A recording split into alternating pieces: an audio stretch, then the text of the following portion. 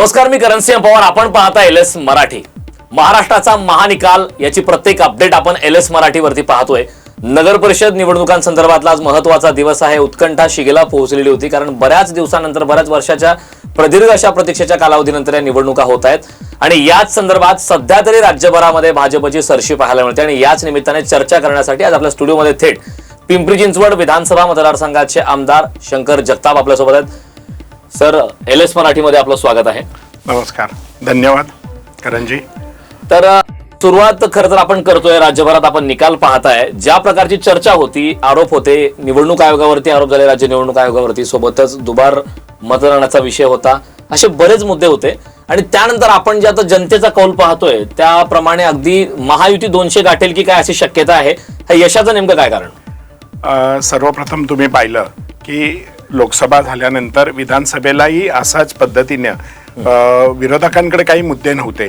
आणि लोकसभेमध्ये जो लोकांना दिसलं की आपण चुकीच्या लोकांना निवडून दिलंय, आणि त्याच्यानंतर विधानसभेला ज्या पद्धतीने महायुतीला 233+ आमदार हे महाराष्ट्रभरातनं निवडून दिले, त्याच पाऊलावर पाऊल आज आपण जर पाहिला निकाल आपण पाहत असाल की 288 नगरपंचायत नगर परिषदांपैकी म्हणजे जवळपास 130 पर्यंतचा आकडा हा एकटा भारतीय जनता पार्टीचा आहे. आणि महायुती जर आपण विचार केलं तर 210+ आपण आत्ताच्या घडीला आघाडी आहे. लोक हे विकासाला मानणारी लोक आहेत.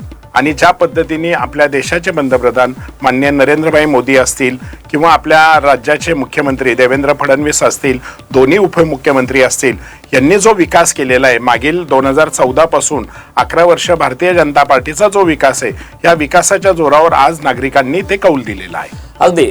मात्र यामध्ये एक महत्वाचा मुद्दा हा आहे की आम्ही ज्यावेळी निवडणुका कव्हर करताना जे काही अनुभव आलेले आहेत मराठवाडा सुद्धा विदर्भ या भागामध्ये, की महाविकास आघाडी कुठे प्रचारात सक्रिय दिसलीच नाही. त्यामुळे याचीही कारण असू शकतात का? कारण ज्या प्रकारच्या सभा महायुतीच्या झाल्या, ज्या प्रकारे प्रचारात वेग पाहायला मिळाला, तसा वेग काही महाविकास आघाडीमध्ये विशेषतः काँग्रेसमध्ये नाही पाहायला मिळाला. 100% तुम्ही म्हणता ते बरोबर आहे. कारण त्यांच्याकडे विकासाचे मुद्देच नाहीये.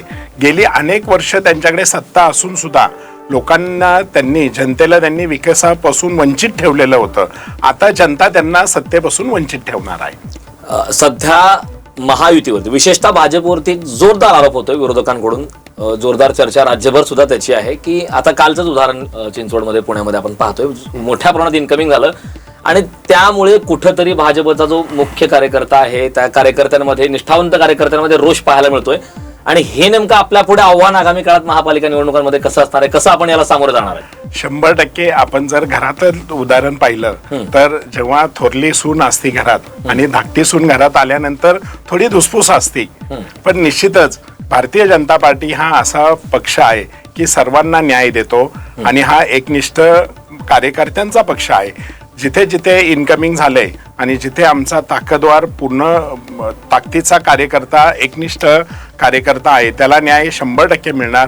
जिथे आमचे ताकदीचे कार्यकर्ते नाही आहेत तिथे आम्ही नवीन ज्या कार्यकर्त्याला घेतलेलं आहे किंवा इन्कमिंग झालंय त्यांना आम्ही न्याय द्यायचा प्रयत्न करणार आहोत. निष्ठावंतांवरती अन्याय होतो असा सूर मोठ्या प्रमाणात सध्या पाहायला मिळतोय, तशी खतखत सुद्धा आहे. मग हे नेमकं त्यांची मनधरणी कसं करणार, यामध्ये कसं यश येणार? कारण याची संख्या खूप मोठी, अशी चर्चा सुद्धा खूप जोरात आहे. संख्या अशी फटका बसतोय का फायदा होतोय, हा एक प्रश्न पडावा असं वाटतंय. 100% तुम्हाला 16 जानेवारीला याच्यातनं कौल दिसेलच की आम्ही जो पिंपरी चिंचवड महानगरपालिकेमध्ये जो नारा दिलाय आपकी बार सौ पारचा, तो 100% पूर्ण झालेला आपल्याला दिसणार.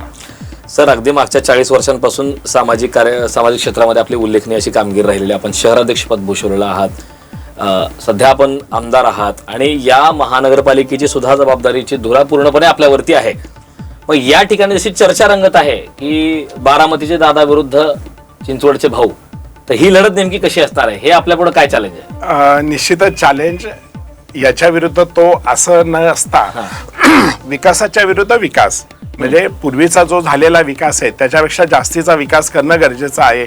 आणि विकास तो आज आपण पाहिलं तर पिंपरी चिंचवड महानगरपालिकेची जे वाढतं शहरीकरण आहे, वाढत्या शहरीकरणाचे ज्या अडचणी आहेत, प्रॉब्लेम आहेत, ते कसे जनतेचे लवकरात लवकर सुटले पाहिजे याच्यासाठीचा आमचा हा प्रयत्न असतो.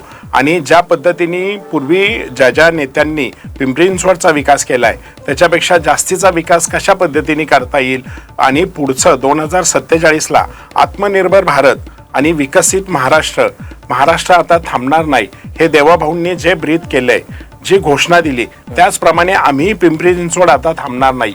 आपण जर पाहिलं तर आता मध्ये पिंपरी चिंचवड PMRDA म्हणजे पुणे रिजनमध्ये पुणे ग्रोथ हबच्या माध्यमातून जे आमच्या बैठका झाल्या आणि बैठकाच्या मध्ये असं निदर्शनास आलं की जे 5 ट्रिलियन इकॉनॉमी जी आपली इंडियाची करायची त्याच्यामध्ये 1 ट्रिलियन इकॉनॉमी ही महाराष्ट्राचा सहभाग असणार आहे.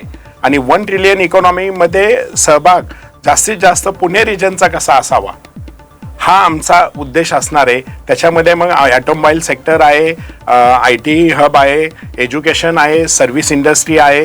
या माध्यमातून जास्तीत जास्त औद्योगिकरण आपल्या शहरात आणायचं आहे, हा आमचा लढा असणार आहे. बघा, सध्या तरी मुख्य आरोप जे होत आहेत की एकाधिकारशाही सुरू आहे, लोकशाही धोक्यात आहे, राज्य निवडणूक आयोगावरती आरोप होतात. आता या निवडणुकीमध्ये आपण पाहिलं की ऐन मतदानाच्या दिवशी निकालाची तारीख बदलली. याची नेमकी काय कारण आहेत हा सुद्धा एक जनतेमध्ये रोष आहे. तुम्ही जनतेला काय आवाहन करायला याबद्दल? नाही, निश्चितच काही टेक्निकल बाबी असतात किंवा लिगॅलिटी असते.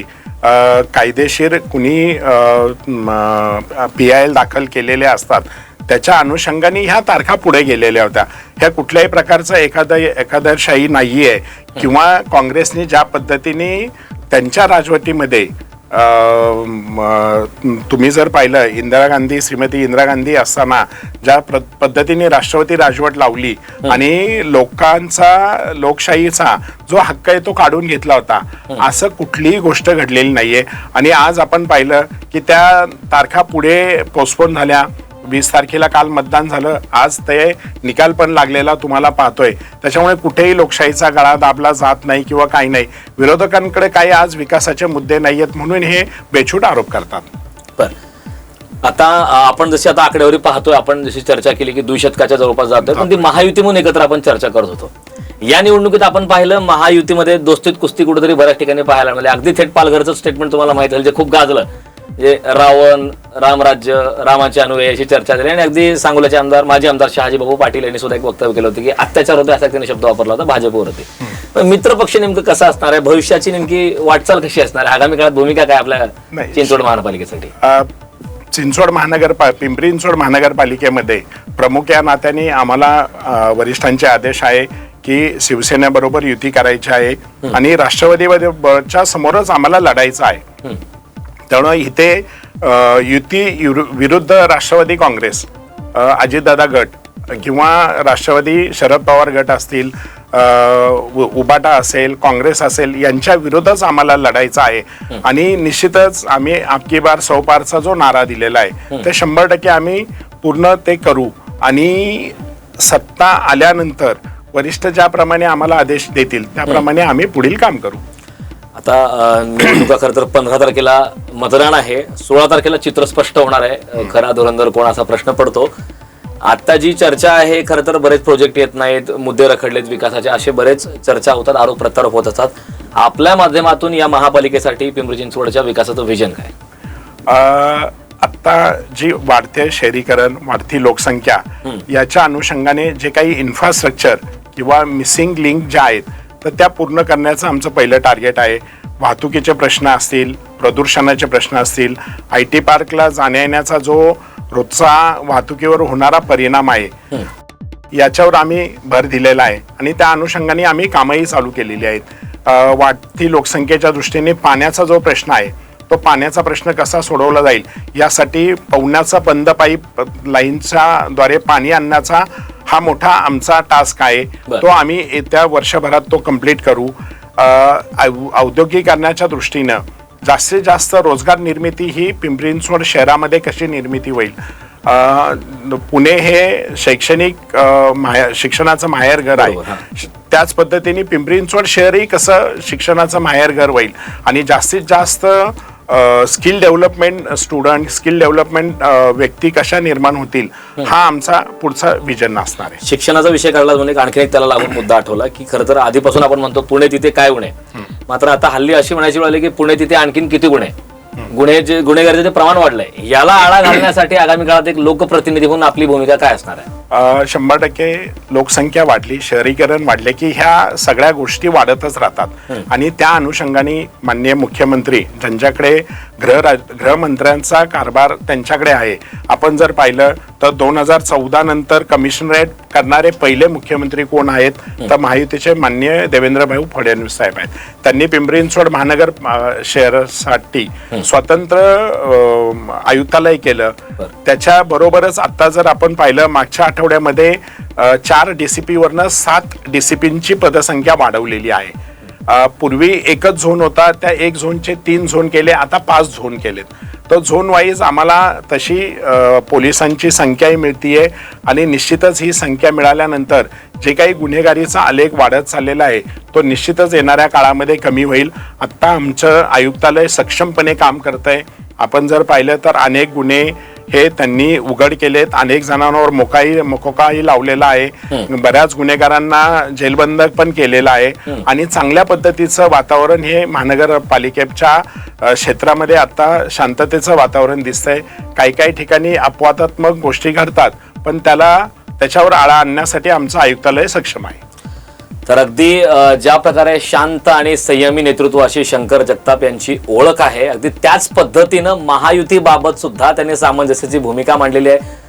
त्यांच्या माध्यमातून विकासाचं विजन काय, आगामी काळात महापालिकेसाठी काय असणार आहे, आज जे काही महायुतीला यश मिळत आहे त्या यशाचं कारण, या सविस्तर सर्वच मुद्द्यांवरती शंकर जगताप यांनी आपल्याला महत्त्वाचे त्यांचे मुद्दे मांडले आहेत. आपल्याला आगामी काळासाठी सुद्धा राजकीय वाटचालीसाठी LS मराठीच्या माध्यमातून खूप खूप शुभेच्छा.